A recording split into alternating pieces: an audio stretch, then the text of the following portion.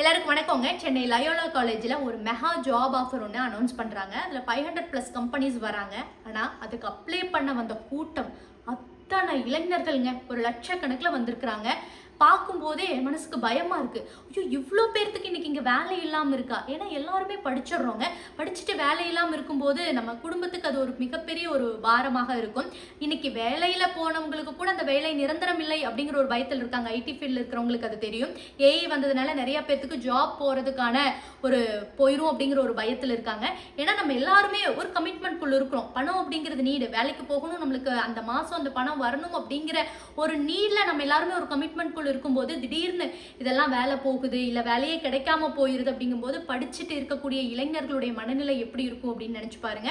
First வந்து நான் என்ன இன்ட்ரடியூஸ் பண்ணிக்கிறேன். நான் வந்து ஜீவிதா. ஸோ ஹிடன் ஹேண்ட்ஸ் அப்படின்னு சொல்லி சோஷியல் மீடியாவில் நான் ஒரு தீம் ஸ்டார்ட் பண்ணியிருக்கேங்க. அதாவது நியூவாக பிஸ்னஸ் ஸ்டார்ட் பண்ணியிருக்கிறவங்களுக்கு என்னோட பேஜ் மூலமாக ஒரு ஃப்ரீ ப்ரொமோஷன் அவங்களுக்கு பண்ணி கொடுத்துட்டு பிஸ்னஸ்க்கு ஏதாவது சில டிப்ஸ் கொடுக்கலாம் அப்படின்னு சொல்லிட்டு இந்த ஒரு தீமை ஸ்டார்ட் பண்ணியிருக்கேங்க. ஸோ அதில் நான் சில விஷயங்கள் சொல்கிறேன். ஸோ என்னை பொறுத்த வரைக்கும் நான் பிஸ்னஸ் தான் பெஸ்ட் அப்படின்னு சொல்லுவேன். ஸோ ஏன் அப்படிங்கிறத நான் போக போக சொல்கிறேங்க. ஸோ ஒர்க் அப்படிங்கிறதும் தப்பு கிடையாது. ஸோ ஒரு மாதம் ஃபுல்லாக ரொட்டீனாக நம்மளுக்கு அந்த ஒர்க் இருக்கும். ஸோ அதுக்கு ஒரு ஃபிக்ஸ்டான ஒரு சேலரி அப்படிங்கிறது நம்மளுக்கு மாதம் கிடைச்சிட்டு இருக்குங்க. ரிஸ்க் ஃப்ரீயான வேலை தான் ஒர்க் அப்படிங்கிறது, ரிஸ்க் ஃப்ரீ. அதே பிஸ்னஸ் அப்படிங்கிறது நிறைய ரிஸ்க் இருக்குதுங்க. பட் ஆனால் நம்மக்கிட்ட ஒரு ஐடியாவும் நம்ம ஏதாவது ஒன்று சாதிக்கணும்னு நினைக்கிறவங்களுக்கு பிஸ்னஸ் அப்படிங்கிறது ரொம்ப மெயின். இன்னொரு எக்ஸாம்பிள் சொல்கிறேன். பிஸ்னஸை பொறுத்த வரைக்கும் ஒரு மாதத்தில் ஒரு வேளை நீங்கள் நல்லா பிஸ்னஸ் பண்ணீங்க அப்படின்னா 10 லட்சம் கூட நீங்கள் வந்து ப்ராஃபிட்டாக எடுக்கலாம். அடுத்த மாதம் அது 1 லட்சமாக கூட மாறுங்க.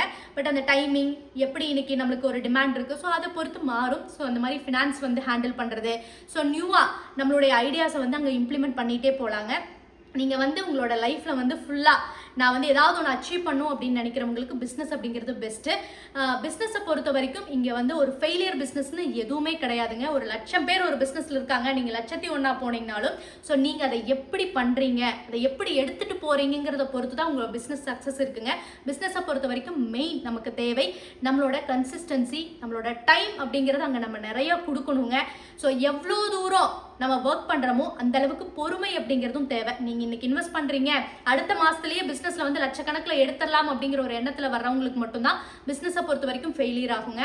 பொறுமையாக கன்சிஸ்டன்சியாக உங்களோட வேலையை செஞ்சீங்க அப்படின்னா பிஸ்னஸை பொறுத்த வரைக்கும் ஒரு மெகா சக்ஸஸ், ஒரு சக்ஸஸ்ஃபுல்லான மென்னா நீங்கள் வரலாம், உமனாவும் வரலாம். பட் பிஸ்னஸ் அப்படிங்கிறது தான் பெஸ்ட் அப்படின்னு என்னுடைய ஒப்பீனியனில் நான் சொல்லுவேங்க. அது மட்டும் இல்லைங்க, நம்ம இந்தியாவில் பிஸ்னஸ் பண்ணால் ஏன் இவ்வளோ சக்ஸஸ் ஆகும் அப்படின்னா நம்மளோட இந்தியன் மார்க்கெட் அப்படிங்கிறது ரொம்ப பிக்கஸ்ட் மார்க்கெட்டுங்க. ஸோ உலக நாடுகள், பல நாடுகள் நம்ம இந்தியாவோட மார்க்கெட்டை நம்பி இருக்காங்க.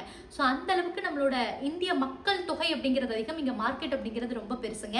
ஸோ இப்போ வந்து சென்ட்ரல் கவர்மெண்ட் வந்து மேட் இன் இந்தியாவுக்கு வந்து ஃபர்ஸ்ட் ப்ரியாரிட்டி அப்படிங்கிறது கொடுக்குறாங்க, அதை என்கரேஜ் பண்ணுறாங்க. அப்போ வந்து நம்ம ஒரு பொருளை இங்கே நம்ம தயாரிக்கலாம், இல்லை நம்ம வந்து ஒரு சர்வீஸ் அப்படிங்கிறது பண்ணலாம், இல்லை ரீட்டைல் பண்ணலாம். ஸோ வாட் எவர் நம்ம வந்து ஒரு பிஸ்னஸ் பண்ணி நம்ம ஒரு 4 பேர்த்துக்கு வேலை கொடுக்கணுங்கிற மோட்டிவ்ல பிகினிங்லேருந்தே நீங்கள் மோல்டாகி வந்தீங்க அப்படின்னா ஸோ நீங்கள் எந்த ஒரு விஷயத்தை ஸ்டார்ட் பண்ண போறீங்க அப்படிங்கிற ஒரு ஐடியா கிடைக்கும். ஸோ அந்த ஒரு ஐடியாவை பேஸ் பண்ணி ஒரு 1 இயர் 2 இயர் நீங்கள் ஒர்க் பண்ணுங்க. ஸோ அதுக்கப்புறம் அந்த ஐடியாவை எப்படி இம்ப்ளிமெண்ட் பண்ணணும் அப்படின்னு ஒரு 6 மந்த் போங்க. ஒரு 5,000 10,000 பிஸ்னஸ் ஸ்டார்ட் பண்ணலாம். இல்லை பேங்க் லோன் அப்படிங்கிறது நிறைய ஸ்கீம்ஸ் இருக்குது. ஸோ அதுக்கு கீழே வந்து நம்ம லோன் வாங்கி ஒரு பிஸ்னஸ் அப்படிங்கிறத ஸ்டார்ட் பண்ணலாம். பிஸ்னஸை பொறுத்த வரைக்கும் பார்த்தீங்கன்னா மேனுஃபேக்சரிங் ஃபஸ்ட்டு ஏதாவது ஒரு பொருளை தயாரிக்கணும், அதுதான் நமக்கு மைண்டில் வருங்க. ஸோ அந்த மாதிரி நீங்கள் எந்த ஒரு பொருளை தயாரிக்க போகிறீங்க, ஸோ லைக் ஒரு ஃபுட் ப்ராடக்ட் நீங்கள் பண்ணுறீங்க, இப்போ நிறைய பேர் பண்ணிட்டு இருக்காங்க. ஸோ அதுக்கு வந்து எப்படி வந்து பேக்கிங் பண்ணணும், ஸோ அதுக்கான சர்டிஃபிகேட் FSSAI எங்கே போய் எடுக்கணும், அதில் இன்னைக்கு மார்க்கெட்டில் எத்தனை பேர் பண்ணிட்டு இருக்காங்க, நம்ம அதில் ஏதாவது யூனிக்காக பண்ண முடியுமா, எப்படி வந்து நம்ம ப்ரைஸ் வந்து ஃபிக்ஸ் பண்ணுறது, எல்லாரும் என்ன விலைக்கு விற்கிறாங்க, ஸோ அதில் ஏதாவது புதுசாக ஒரு விஷயம் பண்ணால் நம்ம பொருள் மார்க்கெட்டுக்குள்ளே போகுமா, ஒரு பிராண்டை வந்து நம்ம கிரியேட் பண்ணணும் அப்படின்னு வந்து மேனுஃபேக்சரிங் விஷயத்தில் நம்ம யோசிக்கலாங்க. ஸோ மேனுஃபேக்சரிங் மட்டும்தான் பிஸ்னஸான்னு கேட்டால் கிடையாது, சர்வீஸ் இருக்குங்க. ஸோ ரீட்டைல் இப்போ வந்து எக்ஸாம்பிளுக்கு நிறைய பேர் வந்து ஹோல்சேலாக ஒரு ப்ராடக்ட்டை தயாரிக்கிற இடத்துல போயிட்டு வாங்கிட்டு வந்து நீங்கள் மார்க்கெட்டில் ஸ்ட்ராங்காக இருந்தீங்களா, இங்கே வந்து என்னால் மார்க்கெட்டிங் பண்ணிட முடியும், சோஷியல் மீடியாவில் நான் ஸ்ட்ராங்காக இருக்கிறேன், இல்லை என்னோட லோக்கல் ஷாப்பு, இல்லை என்னோட பக்கத்தில் இருக்கிறவங்களுக்கெல்லாம் என்னால் விற்க முடியும் அப்படின்னா நிறைய பேர் வந்து ஈரோடு, சிறுமுகை இங்கெல்லாம் போயிட்டு சாரீஸ் எடுத்துகிட்டு வந்து ஸோ இங்கே லோக்கலில் ஒரு 100 rupees ப்ராஃபிட் வச்சு சேல் பண்ணிட்டு இருக்காங்க. ஸோ அந்த மாதிரி பிஸ்னஸும் வந்து இதெல்லாம் வந்து நான் பெண்களுக்கு அதிகமாக சொல்கிறேங்க. ஸோ இது எல்லாத்தையுமே வந்து நம்ம வந்து பிகினிங்கில் ஒரு 5,000 10,000 ஆரம்பித்து பிஸ்னஸ் அப்படிங்கிறது பண்ணலாம்.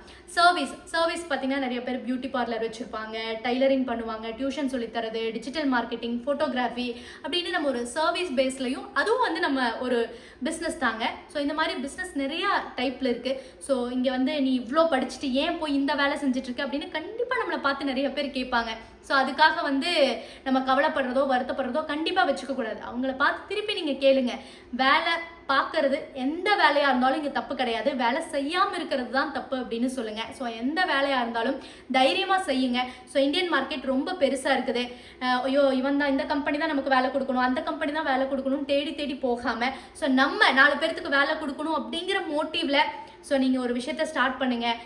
ஒரு வருஷம் 2 வருஷம் ஸோ அதுக்காக மெனக்கெடுங்க. அதை பற்றி தெரிஞ்சுக்கோங்க. என்ன பண்ண போகிறோம் அப்படிங்கிற ஐடியாஸ் இங்கே கொட்டி கிடக்குதுங்க.